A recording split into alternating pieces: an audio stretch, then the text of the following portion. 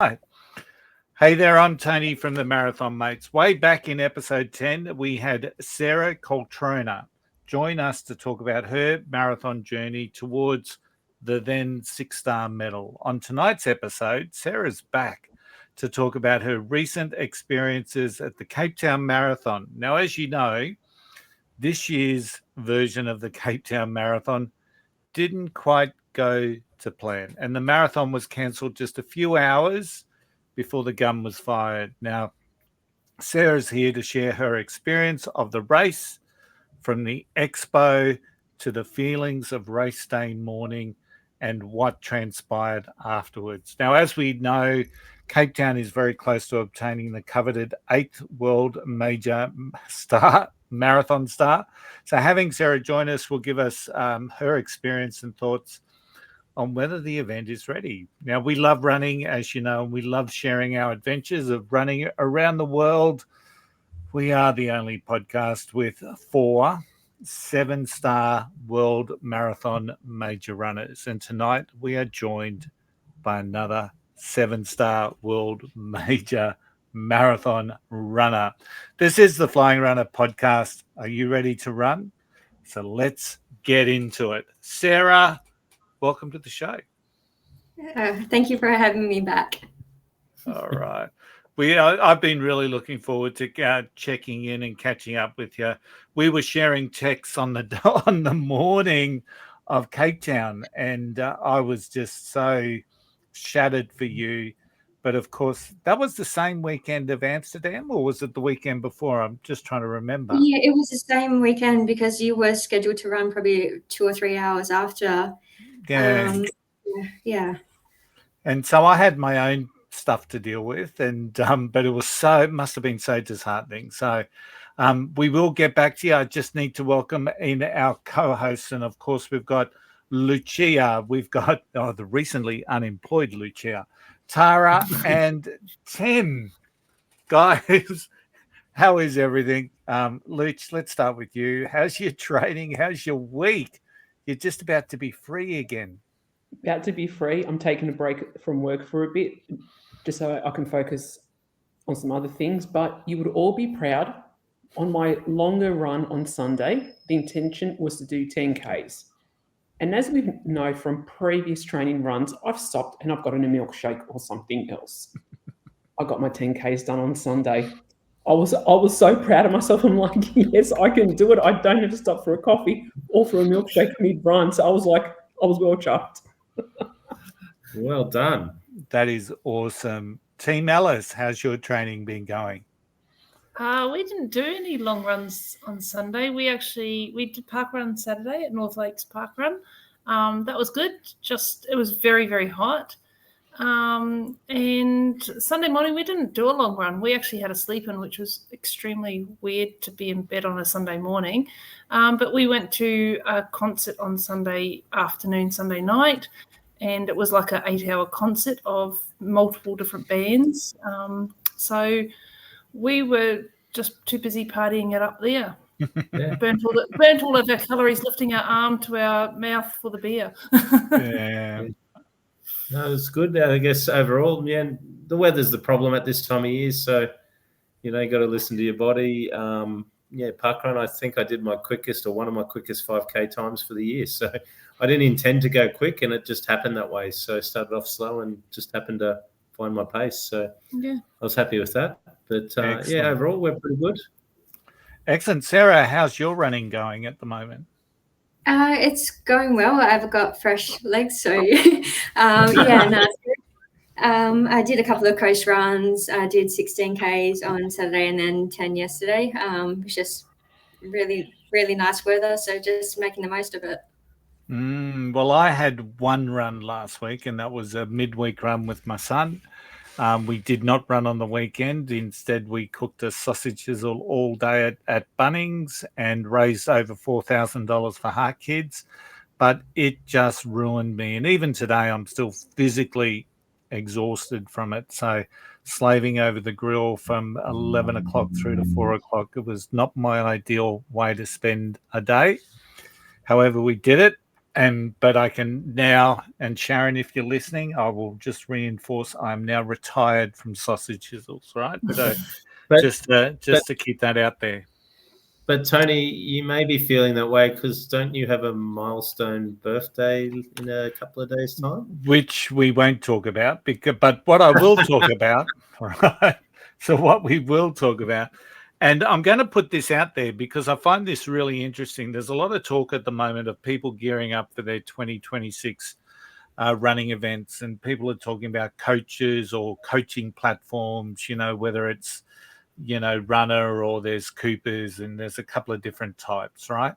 And I found it really interesting because, people think they're the only choices. So I did something that was very interesting. I jumped into my good friend ChatGPT, the free version. So just letting sure people know the free version. I gave it a bit of an understanding of what I wanted to achieve next year. And this is my sub 60 challenge by the Gold Coast 10K. So I'm taking a break from marathons next year, and I'm just going to focus on 10K. So I gave it my goal race, my goal. I gave it my best ever time. I gave it what I'm running currently.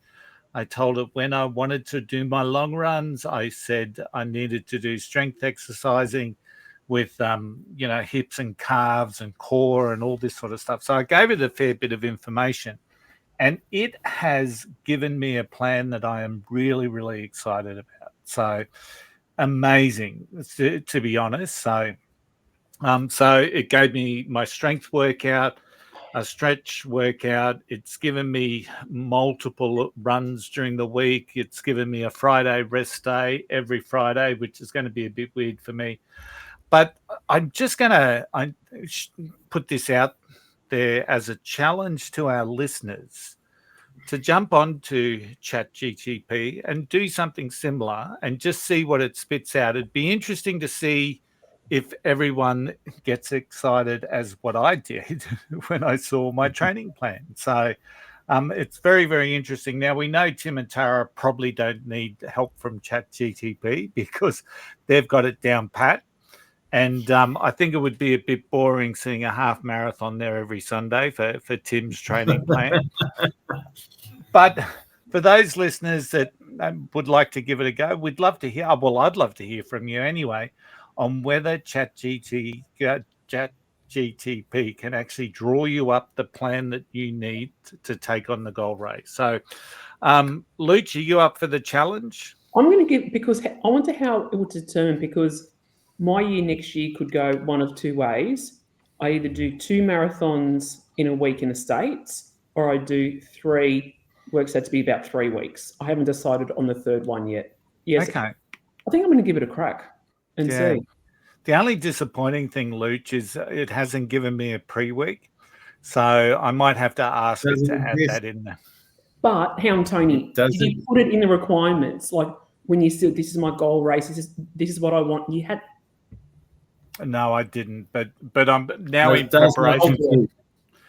It's even told me what my preparation should be from here to now. So, and the other thing it will do, every week I can download my activities from Garmin Connect and upload it, and it's going to give me a performance against plan dashboard. It's going to create a dashboard for me. So, let's see what it does. But I'd love to hear from everyone else who wants to have a crack and see if it's you get it as excited as me. My longest run next year might be 14K. That suits me very, very well. All right. We know. So there's your challenge. So, but before we get bogged down on that, you know what time of the week it is? It's time for the news.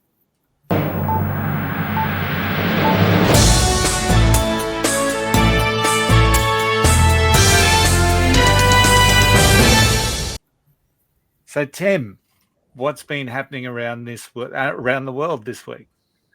Well, not a lot's actually been happening around the world this week. We're at the end of that season of running where World Marathon majors have all wrapped up and people are starting to slow down a little bit around this time of year before they hit the the real winter in, the winter racing season after Christmas in the Northern Hemisphere. And I guess down here in the Southern Hemisphere, there's not much running. But there are a couple of news articles that happened over the last few weeks while we've been off air and doing our own little things. So I thought I'd just rehash some of those because some of our listeners may not have heard them. So the first one I want to talk about is Australia's Phil Gore wins the World Backyard Marathon Challenge, Ultra Challenge.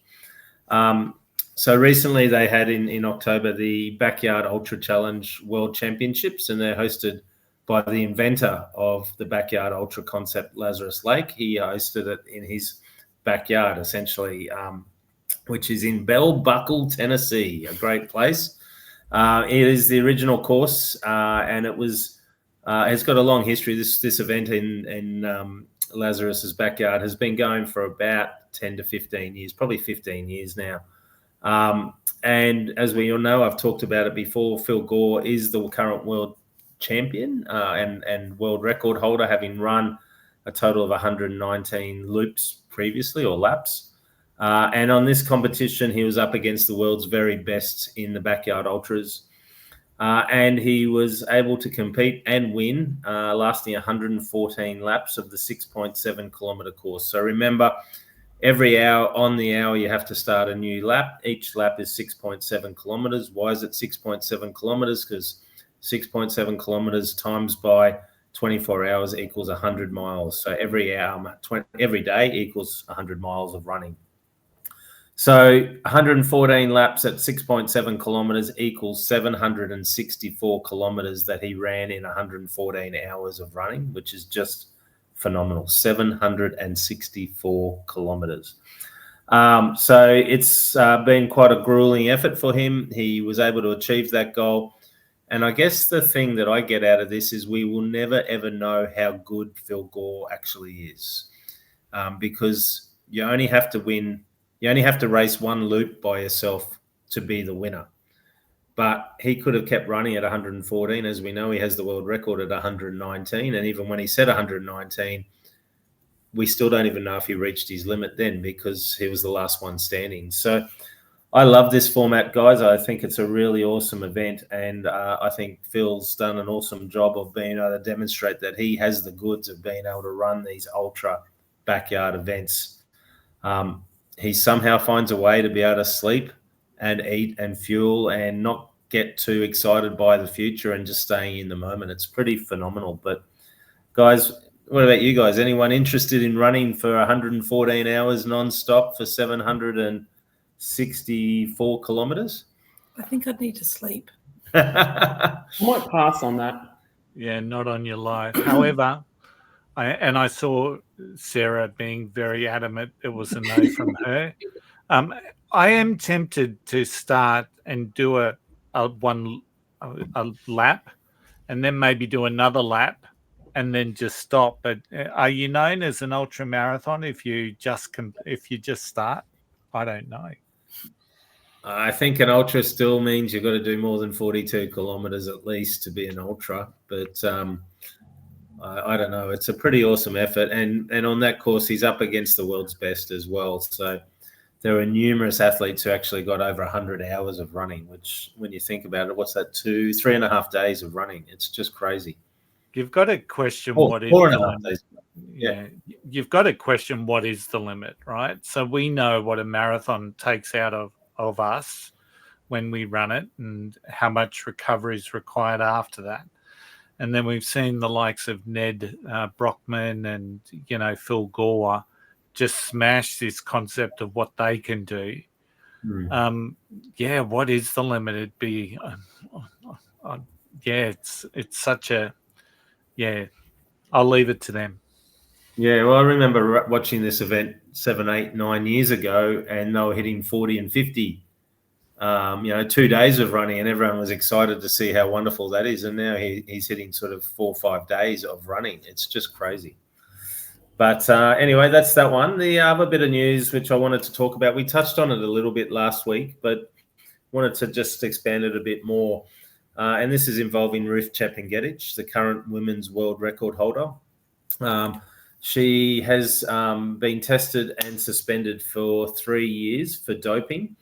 Now, the Athletics Integrity Unit has said that she admitted to the anti-doping rule violations over the presence and use of the banned diuretic hydrochlorothiazine, and it has been used or demonstrated that it can disguise the use of performance-enhancing drugs. So she's accepted the charges in the sanctuary following a positive test, which we've talked about way back in March 14, earlier this year.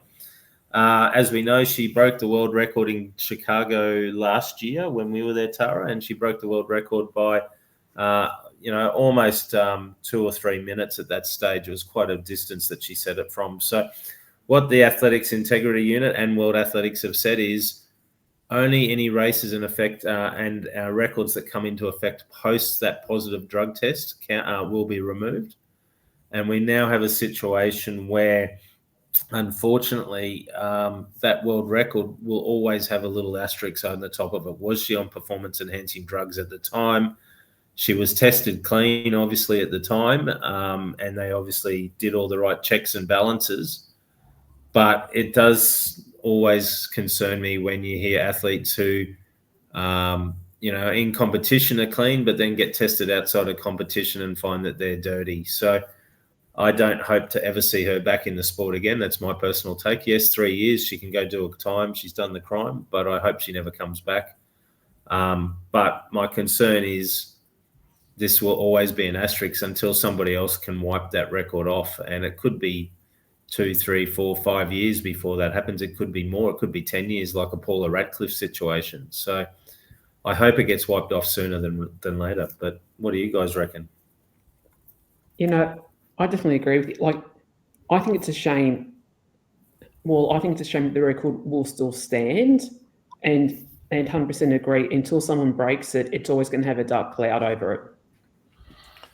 Yeah, I don't know if it's ever going to be broken, but Tim, because it was such a milestone. She went under 210, so, and the best up until then was Tigges Sefer from Berlin, which was 211, right? So it is such a quantum leap. And when you look at what they're running now, no one's in that ballpark or league at all. So, so I don't know if it's ever going to be broken.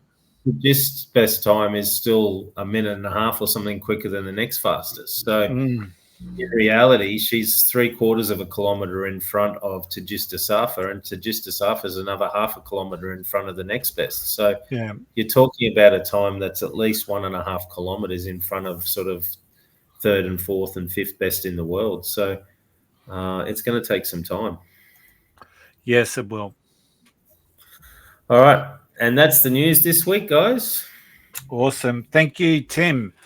And now it's time to have a bit of a chat to Sarah. Now, Sarah, we're just going to ask you a couple of questions. We're going to go backwards and forwards. It's not an interrogation, although sometimes it may feel like that. But I'm going to kick it off. So we spoke to you, Sarah, back in September 2023. What have you been doing running-wise since then? So testing my memory a bit here. The first event we did was I did with you and Sharon was the Chicago Marathon in 23. Then I did Sydney last year. I also did Melbourne Marathon last year. Part of the reason why I did Melbourne Marathon was that I was fortunate enough to see Taylor Swift in Melbourne in February last year. And I said to myself, if I get a ticket to this concert, I'm going to run Melbourne. So that's what's happened. After that, I did the Dopey Challenge this year and then Sydney. So it's been a pretty full-on year. I was also unlucky enough to get COVID after Sydney this year. Which kind of threw my plans for Cape Town in the air a little bit. I had sort of had a bit in reserve, so I was hoping to do a good time in Cape Town, but of course it was cancelled. Yeah, Chicago 23 was just awesome, and one of my big memories of that whole event was how emotional you were when you saw your name on the 6-star board, and that's just always stuck with me because that just shows the level of attachment you have to what that goal was. So, well done. Luch, over to you. Thank you, Tony. So, Sarah, it seemed like you've been a very busy person, and something that I'm curious about, what made you choose Cape Town this year versus waiting for it to be a major? Yeah, good question. So I had originally signed up for Chicago 25. But in late June, I started to feel a bit nervous about traveling to the US. Also looking down the barrel of a 25, 26 hour flight to get there was it just didn't feel right. I was looking at doing Queenstown for a bit. I was almost going to pull the trigger on that, and then I just thought about Cape Town, and I really enjoyed being part of history running Sydney last year, and I know that they didn't need me for it to happen. I know it's going to happen, so that's why I chose Cape Town. Excellent, good one. Excellent. So with Cape Town, obviously with it being cancelled, what was the actual vibe around? Like, I mean, the days beforehand, it would have been everyone was still thinking they're going to be running. In the lead up to it, it obviously felt really good, I'm assuming. Yeah, it did. It felt like something special was about to happen. There were lots of signage around the city about it becoming a major marathon. There were lots of international runners there. It just felt like, something special was going to happen that day, which has made it even more disappointing. But anyway, we will press on and look to next year. And Sarah, where did you stay? I guess in Cape Town, it's quite a varied location. There's multiple different areas. You could stay out near the DHL Stadium where the sort of start-finish area is, or you can stay in the beaches, or you can stay more in the city area, or up further out. Did you stay somewhere close to the start-finish area, or on the beaches, or somewhere else?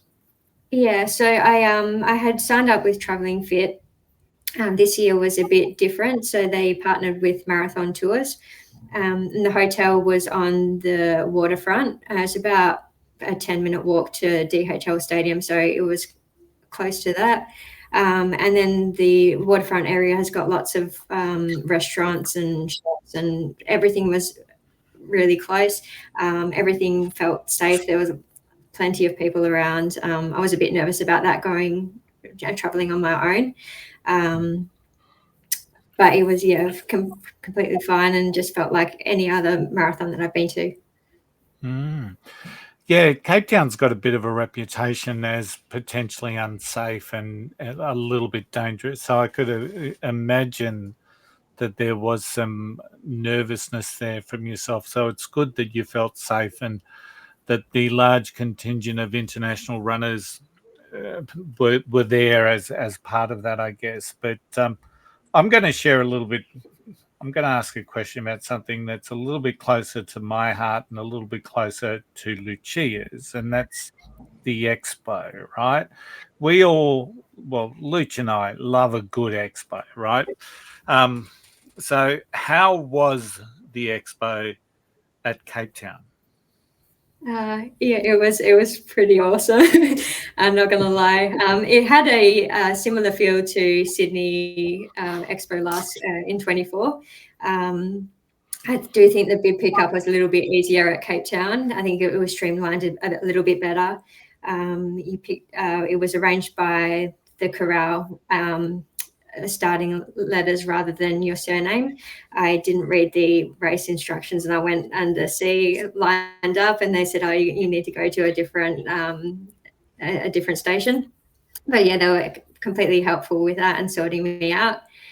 In terms of the actual expo itself, it was pretty amazing. What I really enjoyed about it is that they listed all the runners' first names. So it was a huge board of everyone's names. Then they had another section for milestone runners, people that had run the event 5-10 times. So I thought that was pretty amazing that they acknowledged that people return and run the event. And then opposite that, they had a huge wall of international runners' names. So I thought that was really cool, and something I haven't seen like displayed in that way in any other marathon that I've been to. And it was an Adidas Expo? Yeah, Adidas were the sponsor. So they had an area there. It was all the clothes were on hangers. It was clear. There were no issues getting merchandise there. I think there were about 6 or 7 different sock manufacturers. There was, I think, Lucia, you're into your socks. And they had different, I think, South African running companies, just with their hydration vests and all that sort of stuff. So it felt like any other expo that we've been to. Excellent. Was there anything uniquely African in the expo? They did have a Cape Town Marathon booth, and you could buy like bracelets and kind of like African sort of themed souvenirs, which I thought was pretty good.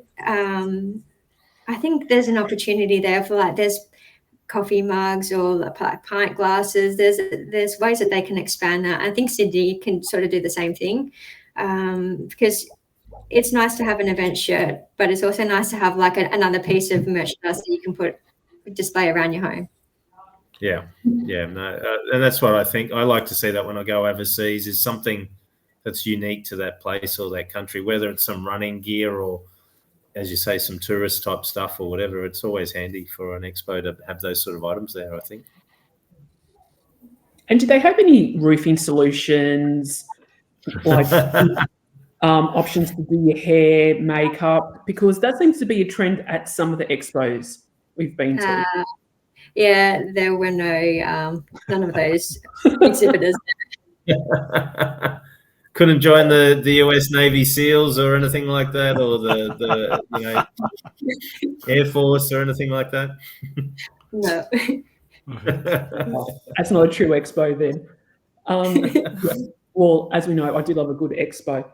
But then also after the expos, like most majors, they generally will have a run the day prior. And did you do that run on the day? If so, what was the vibe? Because some of the pictures I saw online, that it just looked like it was a big party atmosphere and that everyone was so excited for the next day. Yeah, that's right. There were so they had 2 different kind of categories of events. They had the trail runs, which were it comprised a 10K, a half marathon, and a full marathon. This was on the Saturday. And then they also had the peace runs, which was the 5 and 10K. So there were heaps of people around the starting area, and the vibe was just amazing. Like, people were dancing, waiting for their corral to be called. It just had a really good atmosphere, and everyone was excited for the next day. And it was just, I knew from that event, I knew I was going to be back, and I know I'm going to be back to run Cape Town, and I know that I'm going to do a trail event as well. I think it's just that level of excitement has just made me really excited to go back and do those events. Now, sorry, another question which I want to ask, which is not on the run sheet, so Tim may get angry with me. Now, one thing that Tony is a bit passionate about is the porta potty situation at race starts. How's the porta potty situation on the Saturday? I actually didn't notice. Because I was only running 5K, I didn't need to visit the toilet, and the hotel was close anyway. So I actually can't answer that question. But I can add something else. Tony, you'll be very happy to know that Coke is on course. So that was pretty cool too. All right. So 2027 Cape Town, here we come. So Coke. Sponsored by Pepsi.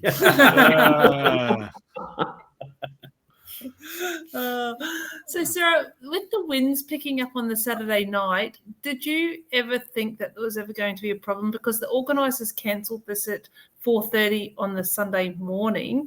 That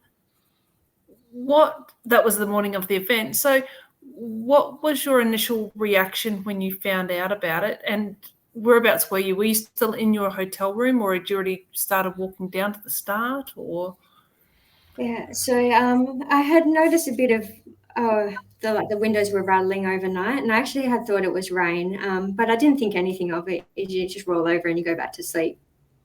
So I woke up on Sunday morning. had my bananas, did my usual pre-race preparations. I went to exit my hotel room, and this lady came towards me, and she just had this look of shock on her face, and she said, "Oh, it's been cancelled." And I said, "What?"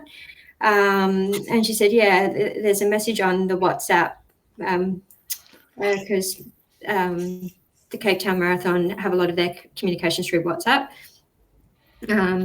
So I checked my WhatsApp. I couldn't see anything. So I was just like, I just didn't understand why it had been cancelled. And she said it was for safety reasons. So immediately the thing that pops into your head is this another like terrorist thing? And I was thinking that for a couple of minutes, but then I thought, like, if I don't have the message, then maybe they've been hacked. Like, I really didn't know anything. And so we walked down into the lobby, and that it would kind of became clear from there that the event had been cancelled, and Marathon Tours were there, and they kind of communicated that to us.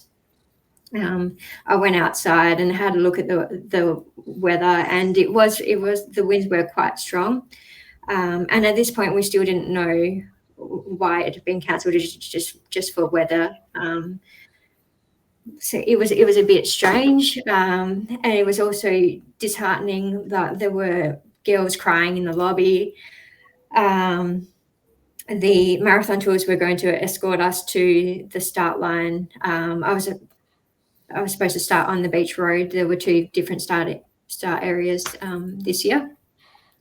So yeah, it was just disheartening. People were coming down the stairs to the lobby with like excitement. There were glitter freckles, and like it was a good vibe. And then you just immediately saw their faces drop as they saw everyone else looking very disappointed. Yeah, and I know I saw a lot of videos of people showing pictures outside of the wind, and in some instances there wasn't a lot of wind blowing, and then in other instances you see signs flapping around and tents, being destroyed and all sorts of things. So was it, in your mind, something that was more local to certain areas of the course, or was it sort of the whole of Cape Town was experiencing those high winds at that time? I guess, and to be honest, sorry to cut you off, but I do know from a safety perspective why they did it. It's part of my job to understand safety and why things get made the way they are. So I can fully understand why the organisers did it, but it did look like it was a little bit, in the videos I saw, patchy in the wind. Yeah, that's right. Like there would be 30 seconds of being calm, and then the winds would come, and you could see why they cancelled it. And it wasn't until a couple of days later where they posted photos of the start area, and along the course, barricades were down along the course, and the start area, or the medical tents, were decimated. And initially I thought maybe they could just postpone the event and fix those areas up, and we would still be able to run. But it became clear after looking at those photos that would never have been able to have happen. And they did the right thing. Everyone was disappointed, but everyone took it well. And yeah, you can't put a price on someone's life. Yeah, and look, I'll put it into perspective for our listeners as well, because I know a lot of people were questioning the decisions made by the organisers. But as a safety professional, it's what I do for my job. Each of those structures that you're talking about, the signs, the tents, the marquees, the gantries that go over the road, they all have designs based on maximum wind speeds and those conditions that they can operate in or be constructed in safely. And because they're all temporary structures, they don't get designed to the same limits that a permanent structure would be designed to. So as a result, when those winds get to that sort of limit, it hits the design limits on those things, which means they can collapse, especially if there's people nearby, and it can create unsafe situations. So as a result, I think it's a painful decision for organisers to make, and you sort of heard that from the organisers themselves, but it was the right decision based on what was happening there in the gusts of those winds. They were quite excessive winds that they were getting. So I fully endorse what the organisers did. So, Sarah, after, I don't know how I would have reacted if I'd actually trained for a marathon. I was ready to go. I'd done my 3 visits to the toilet. I was, I'm in the final stretch to the start line, and to have that news, I'm not sure how I would have reacted. But so a little bit in 2 parts. So I could imagine initially there was a lot of shock coming from people. So I'd be interested to know how long it took you to sort of digest that. But also, we saw a lot of social media of runners going out and running together, whether it was the coffee run or, a 5K, or, some people jokingly said they did the marathon themselves. I don't know whether they did or not. But so as things settled down for you, I mean, how long did it take you? And then what did you get up to for the rest of Marathon Sunday? To be honest, I'm kind of still processing it. I know I said before that I had COVID after Sydney, so my training wasn't great leading up to it. I knew I had mentally prepared that I was going to be out on course for a long time, but I was just going to have fun and just make the most of it. So I was in that mindset, and I don't know, it's just taken me a while to kind of just accept what has happened and move forward with it. In terms of what we did, or what I did that day, so it was probably about 5:30. We were still in the hotel lobby, and we were just I was with everyone else from Marathon Tours, and we were just discussing what we were going to do. There were some people that went out and went out on runs, but I wasn't sure like how far everyone was going. I still didn't really know where I was in the city, so I wasn't comfortable about going out on my own to go for a run. So I ended up with this group of people. We went out for a walk along the coast. It was amazing. Like, there were so many runners. It was probably a bit unsafe. Runners going in every which way. Everyone was just out there to enjoy the day and just make the most of it. I think some people did a marathon out to Chapman's Peak, which is crazy, like a very, very hilly, a 42K run. But yeah, some people went out and did a 5K, some did a bit further than that. So we went out for a walk, and it just amazed me, even though the race didn't happen, there were still spectators out along the coast, and they had like trestle tables with water and water and all that sort of stuff. It's just pretty cool that the people that they had planned their day to come out and support. So it was really nice to see that they still went out and supported people that were still going to do something. So yeah, we got about 5K in, and I just thought, if I have to go back to work and explain this story to everyone and not have run on today, I'm going to be really upset. So I ended up running back to the hotel, and I'm glad I did, because it made me feel a little bit better with what had happened. And whilst I didn't run the course, I still ran it a little bit around Cape Town. So running is definitely the therapy to get over anything that you need to get over, isn't it? Like exactly. And I think like every time I went through a spectator, I would just tear up. It was quite emotional that morning for me. Yeah, after that, it was probably like 11 o'clock by this stage. It was still ridiculously early. So went out and had lunch, and then a few of us from Marathon Tours went out and did a wine tasting session in the afternoon. So that was that. I also forgot to mention, so at that point it was probably around 12 o'clock when Cape Town Marathon announced that there wouldn't be any refunds or anything for this year's participants. So that was quite disheartening. But by about 3 o'clock, they had made an announcement, or Sanlam had made the announcement that they were going to carry over entries to 2026 and 2027.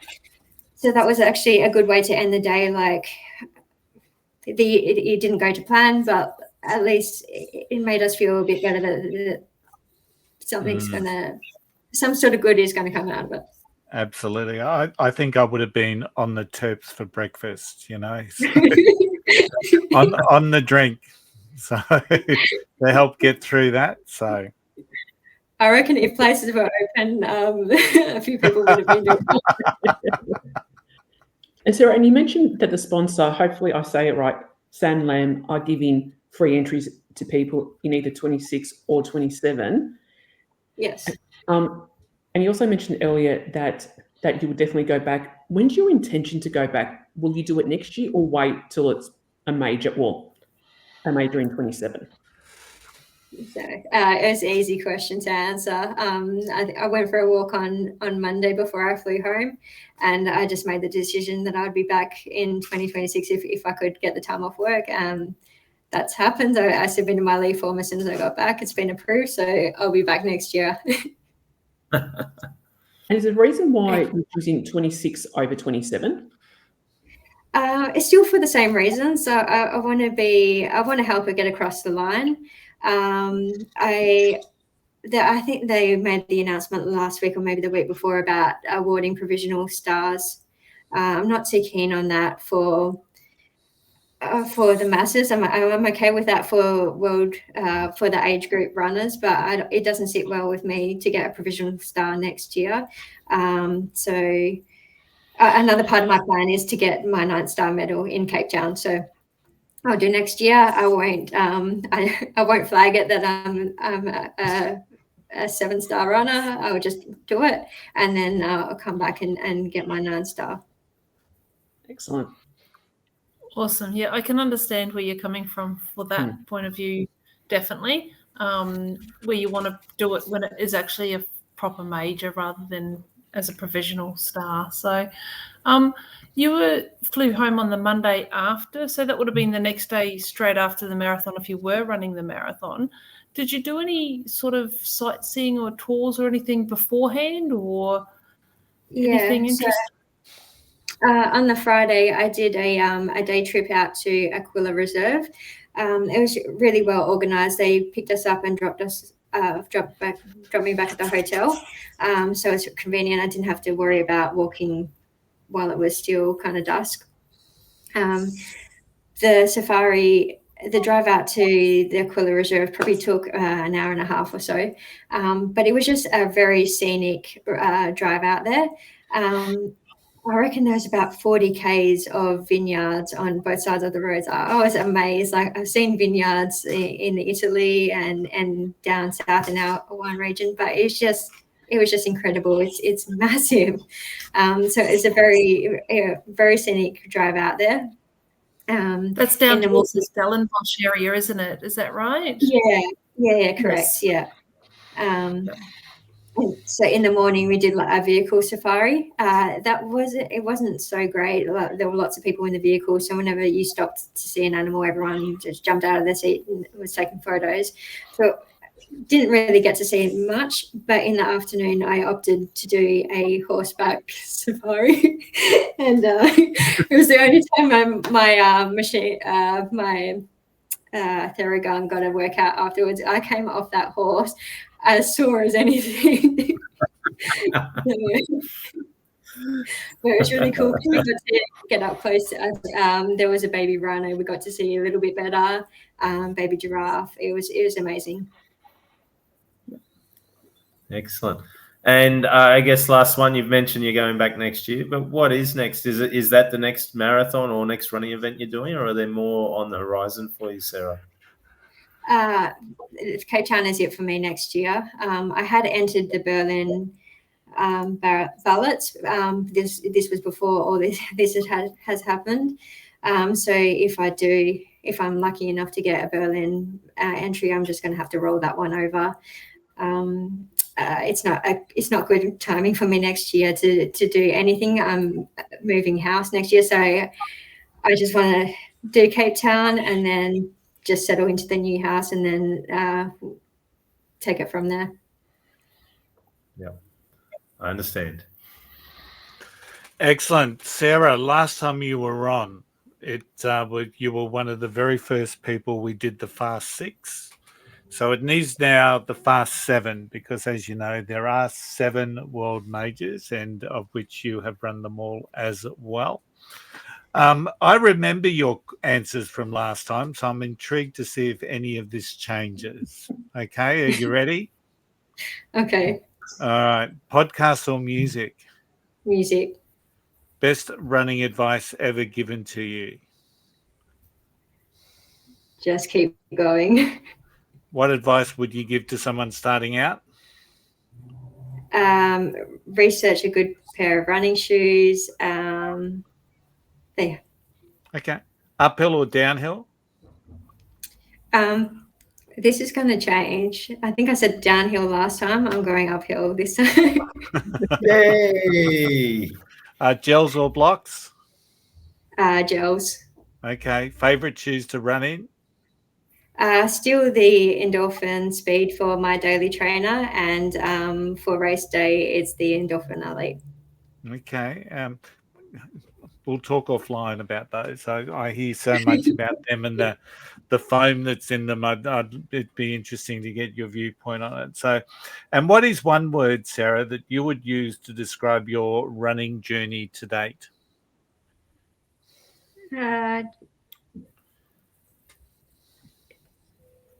Challenging but fun. Okay, that's cool. Now, 1/8 question: what is now your favorite Taylor Swift song? Oh, I don't know if I can answer that one. Definitely nothing off the new album.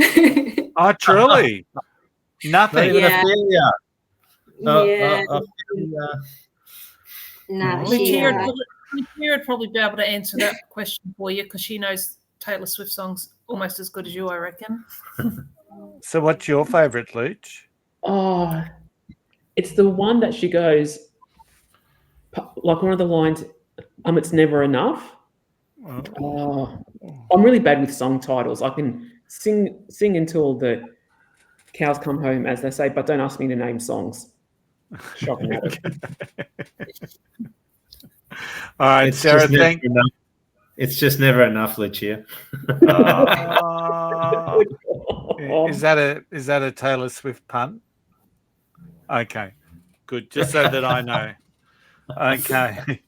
Sarah, it's been wonderful, of course, having you on the show once again. As I said at the beginning, it must have been so disheartening to get that news about Cape Town, and really stoked that you were able to come on the show and tell us all about it. But really positive to hear that prior to the Sunday, at least, Cape Town was looking like a major, which is awesome. Yeah, and I have no doubt that they'll qualify in next year. Everything seemed they were ticking the right boxes in every other aspect of the event. So good to hear. Good to hear. Well, it's that time of the week, ladies and gentlemen, and we've had enough of Lucia. She's been punted. She's back on the bench. It's time for Tim's tip.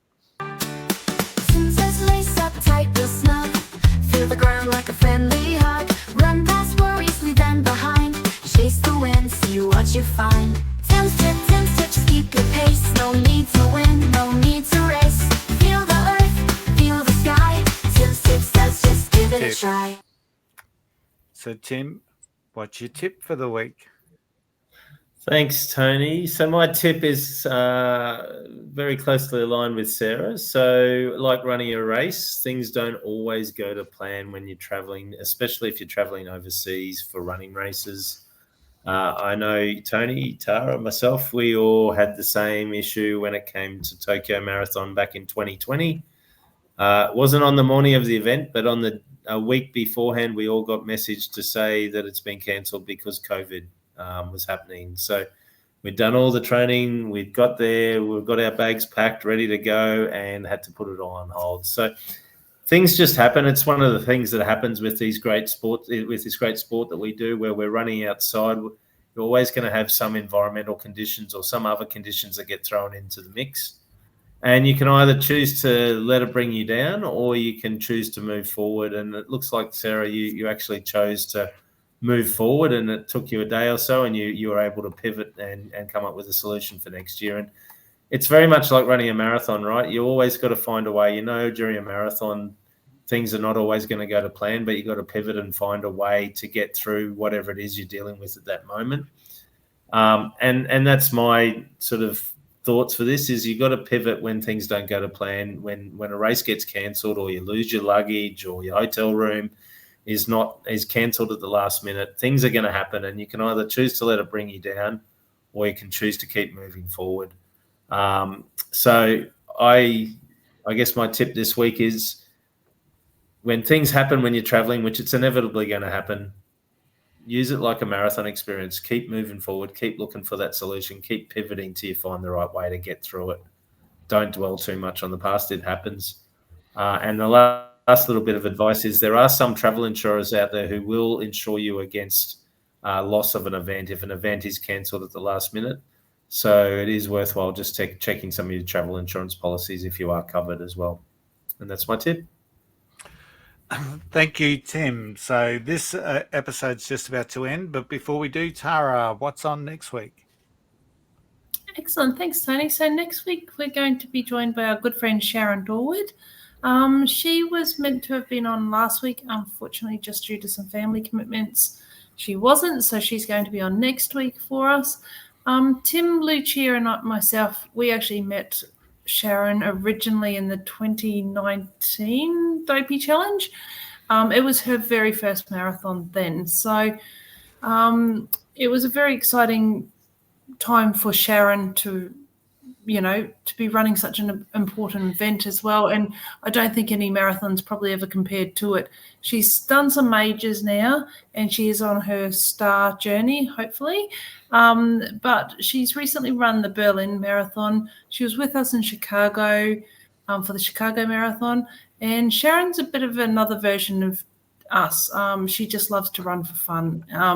She chases the experience, the memories, and she's a bit of a back of the packer like us, so she's a bit of fun to have on. So can't wait for next week's show to have a chat to her. That's awesome. Thanks, Tara. And that's it for this week's show. Sarah, it's been really great having you back with us again to talk about your Cape Town experience. Thanks for joining us, and we wish you, of course, all the best for your future running endeavours, especially let's make sure you knock off Cape Town. It's May next year, isn't it? May next year, yeah. And just like to say thank you for having me back. It was great to catch up with everyone. Awesome. Yep. And fingers crossed there's no winds next year in May. Yes. Have you done your forward forecasting? What's the weather like in Cape Town in May next year? I think it's supposed to be better, but yeah, we'll just take it as it comes. All right. We'll all our listeners and viewers have got their fingers crossed for you, Sarah, so no doubt. So hey, just a quick reminder to everyone for who's undertaking the challenge, we would love to hear whether ChatGPT can create a training plan that you like. So let us know. You can do that via any of our socials, or just pop an email to us, happyrunning@flyingrunner, because we love making this podcast for you. Let us know what you're thinking and if you're going to accept the challenge. If you do have any questions around Cape Town or any of the majors, just send them through and we would love to answer them. And of course, if it's about Cape Town, we'll pass them on to Sarah, who hopefully can give us the answers. You can, of course, watch this episode on Spotify and YouTube, listen on Apple, Amazon, and just about every other podcast platform known to humankind. Every step counts. Keep running, and we're going to see you next time on the Flying Runner podcast. Until then, happy running. Happy running. Happy running. Happy running.